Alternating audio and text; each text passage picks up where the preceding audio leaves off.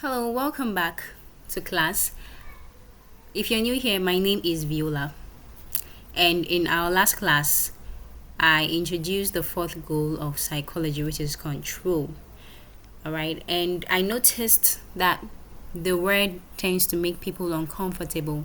So today, we are dedicating an entire class or an entire episode to unpack this word properly because what people think it means and what it actually means in psychology are two different things.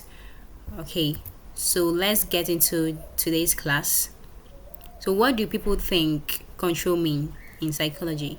When people hear control in psychology, when most of them hear control in psychology, they think it's about manipulation or it's forcing people to do what they don't want to do and or forcing a kind of behavior that is not what the person wants, right? Or they think it's about taking someone's control away or someone's freedom away from them, and that's not it, and it's not even close to it. Okay, so control in psychology means creating conditions that make positive behavior more likely, and that is the full definition. So, what's the formal definition for control in psychology?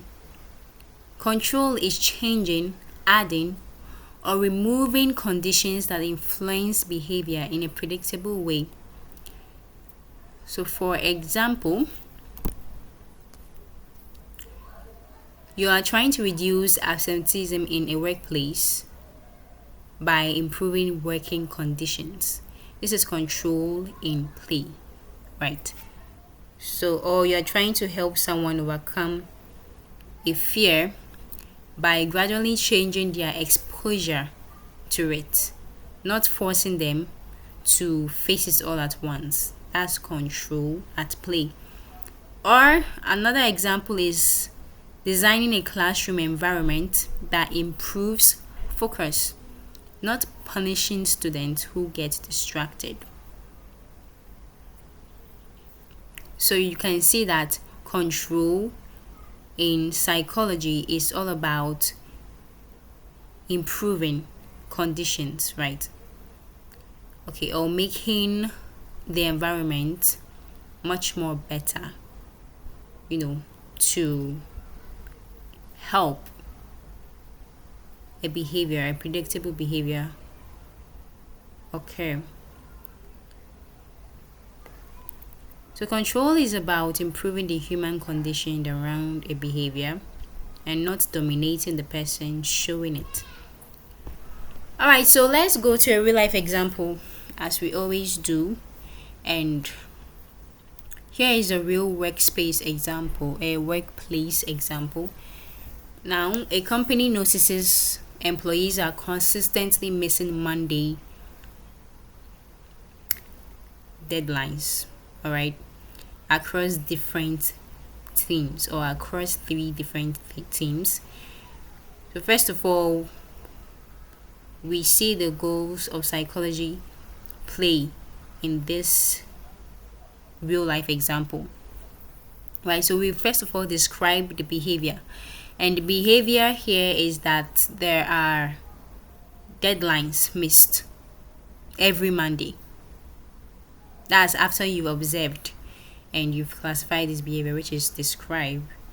Then you explain it, and you remember what I meant by what I taught you about explaining a behavior. That means you look for what is causing that behavior, under what conditions that behavior is going to occur again. So you're going to, in this case, you have seen that employees receive their tax on Friday afternoon, and you have also seen that this is too late for them to plan properly over the weekend. So now you see what is causing this behavior and you have explained it. So we move on to prediction. Okay, so you predict that if tax continue to arrive on Friday, Monday misses will continue regardless of warnings or penalties, right? I mean, it's already a pattern in the workplace that they are missing Monday deadlines. It's a pattern, so it's very predictable. Okay. Now we go to control. So what do we do to control? How does control play in this scenario? So now you can make tasks. You can now, assign tasks on Thursday morning. All right, so that the Monday completion rate can rise to 94%. So you see how this has played out. No one was disciplined, no one was threatened, no one was hurt. The conditions just changed, okay? It changed to improve behavior. And the behavior changed under these better conditions that were introduced. So that is psychological control at its most practical. All right. So what are our key takeaways for today's class? Number one, control in psychology means designing better conditions, not forcing behavior. Okay. Number two is that control is the most practically useful of the four goals, of course, because that is exactly the main thing in psychology. When you're trying to improve behavior, trying to make behavior better. Okay, so control is a very important part, or it's a very important goal, and is the most practical one of them all.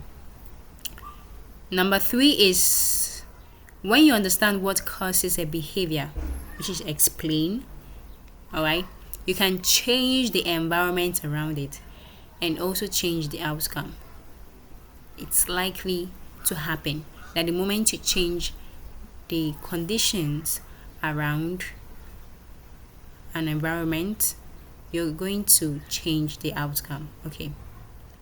So in the next episode or the next class, we are going to talk about psychology versus pseudo psychology.